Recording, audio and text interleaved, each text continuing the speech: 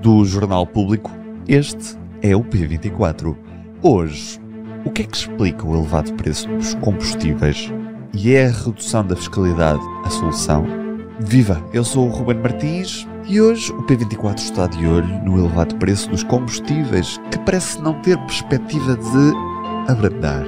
Nos mercados internacionais, os cortes de produção dos países produtores de petróleo têm vindo a puxar o preço do crudo para cima e o preço dos refinados igualmente vem atrás. Mas também há quem olhe para a fiscalidade e peça uma redução dos impostos sobre os combustíveis. Ouvimos o líder dos sociais-democratas, Luís Montenegro. O Sr. Ministro sabe muito bem o que é que tem a fazer.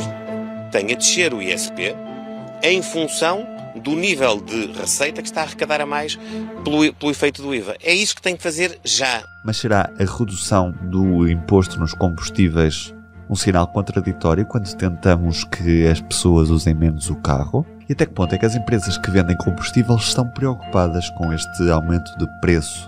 Por isso ligo para o presidente da APETRO, a Associação Portuguesa que reúne as empresas petrolíferas. Viva António Comprido, Ruben Martins do Jornal Público deste lado, como está? Muito obrigado.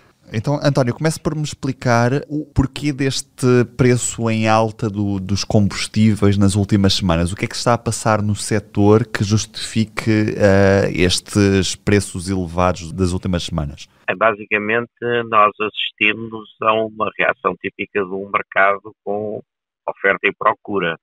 Por um lado, há uma contração da oferta, resultado do acordo da OPEP+, em fazer cortes na produção, exatamente com o objetivo de fazer aumentar os preços. Portanto, o crudo tem vindo a aumentar e, como consequência disso, os produtos refinados também, com especial incidência no gasóleo. Essa é a razão fundamental e é essa que tem levado a este aumento de preços, portanto, um desequilíbrio no mercado, numa altura em que, do lado da procura, de acordo com as projeções da Agência Internacional de Energia, se espera um ano com recorde de consumo de produto de petróleo e, portanto, isso significa que, por um lado, os produtores estão a retrair-se em termos de produção e, por outro lado, o mercado está a pedir mais produto. Isso já levou a uma baixa muito significativa dos estoques em todo o mundo e a consequência normal é uma pressão no sentido da alta dos preços. António, e em relação à fiscalidade, é também ela culpada por estes preços altos nos combustíveis em Portugal? Bem, eu devo dizer que a fiscalidade em Portugal, vamos ser justos, não é? Sempre dissemos isso, neste momento, com as reduções de ISP que o Governo fez, a nossa fiscalidade não está muito, enfim, deslocada da média europeia. Portanto, já não podemos afirmar que a fiscalidade em Portugal é muito superior. Será superior aqui aos nossos vizinhos espanhóis, mas não tanto em relação aos restantes países da União Europeia. Na realidade, há sempre aquele efeito do IVA, que é o efeito sobre todos os produtos, quer dizer, quando os preços sobem, como o IVA se aplica ao valor final do produto, estamos sempre a majorar em 23% esse aumento. Portanto, se eu tenho um aumento das cotações de um euro, na realidade, ou de um cêntimo, seja o que for, tenho 1,23 depois no preço final, como consequência da aplicação do IVA. Portanto, desse aspecto, quanto mais altos estão os preços, maior também o impacto que o IVA tem sobre o preço final. De resto, o Governo também há outro aspecto que retomou a atualização da taxa de carbono, que tinha congelado, retomou em maio, fez atualizações em maio, junho, julho e agosto. Em setembro já não fez atualização e, embora ainda a taxa de carbono esteja abaixo dos valores em que deveria estar se fosse aplicada à fórmula que a relaciona com o valor das licenças do comércio de emissões, do Sistema Europeu do Comércio de Emissões, nesse caso seria muito mais alto, que o facto é que houve um incremento na ordem dos 8 cêntimos desde maio até agosto, depois lá está o tal efeito majorado pelo efeito de IVA. Portanto, aí sim também houve uma contribuição do retomar da atualização da taxa de carbono sobre o valor final a pagar pelos consumidores. Sabemos se o consumo é muito afetado com o preço. As pessoas precisam de usar o carro na mesma. Imagino que não deixem de abastecer, não é? Historicamente não se verifica grande relacionamento direto entre o preço e o consumo. Isto porquê? Porque as pessoas, enfim, usam.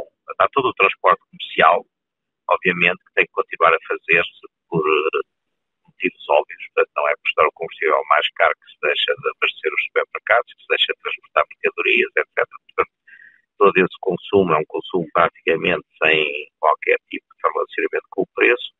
E mesmo nos veículos privados, enfim, tirando algumas viagens de lazer que possa haver, a maioria das vezes a utilização do veículo é também uma necessidade básica dos utilizadores. Portanto, não há, de facto, normalmente não se verifica uma grande variação do consumo em função do preço. E em relação à vossa expectativa da Petro sobre eventuais reduções de imposto neste setor dos combustíveis, tem alguma perspectiva para os próximos tempos? Bem, o Governo, quando houve de facto a grande crise do aumento dos preços dos combustíveis no ano passado, decidiu e enfim, prometeu, digamos assim, que iria devolver em sede de ISP o acréscimo de receita que estava a ter a IVA, pelo facto do IVA ser um valor que é cobrado sobre o preço final, já que a tentativa de descer o IVA para 13%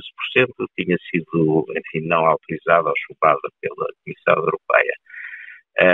O Governo aplicou essa fórmula durante algum tempo e foi fazendo ajustes ao valor do ISP e também depois fez ajustes no sentido contrário, isto é, quando os preços começaram a descer, o Governo foi reduzindo, digamos, o valor de benefício ou de desconto que estava a dar no ISP. Portanto, é a situação. Há uns meses esta parte não tem havido mexidas propriamente ditas no ISP. O Governo optou antes por fazer a tal descongelamento progressivo da taxa de carbono e os mecanismos estão definidos pelo próprio Governo, só que não há qualquer automatismo, é uma decisão caso a caso que o Governo toma no sentido de decidir se quer ou não quer dar apoio, neste caso, aos consumidores de combustíveis, sejam eles profissionais, sejam eles particulares, enfim, à semelhança do que faz noutros setores, para as rendas de casa, para as prestações dos empréstimos à habitação, para muita coisa, enfim, enfim, quando estamos numa situação de inflação elevada como agora, digamos que há muitos candidatos a ajudas e compete ao Governo, obviamente, face às suas disponibilidades financeiras, fazer os ajustes que achar por bem. Nós, obviamente, do ponto de vista dos consumidores, porque é basicamente aos consumidores que isto interessa, nem tanto às empresas, sabemos que é bem-vinda qualquer alívio fiscal na área dos combustíveis. Se isso pode ser feito ou vai ser feito, é algo que não podemos antecipar. Não sabemos o que é que está na cabeça do Governo. Presumo que eles terão que ponderar todas estas solicitações que lhes chegam no sentido de decidir qual é a melhor maneira de acudir às várias grupos de interessados em ter apoios. E nesta edição de quarta-feira, no Público, olhamos para o discurso de Marcelo Rebelo de Sousa na Assembleia Geral das Nações Unidas. Seguimos também o rastro dos alunos sem professores no arranque deste ano letivo e ainda o debate da moção de censura, que foi apresentada pelo Chega e que teve apenas votos favoráveis do próprio partido e da Iniciativa Liberal. Foi por isso chumbada na Assembleia da República. Ruben Martins deste lado, num episódio que contou com a participação do presidente da Associação das Empresas Petrolíferas. Tenham um bom dia e até amanhã. O Público fica no ouvido.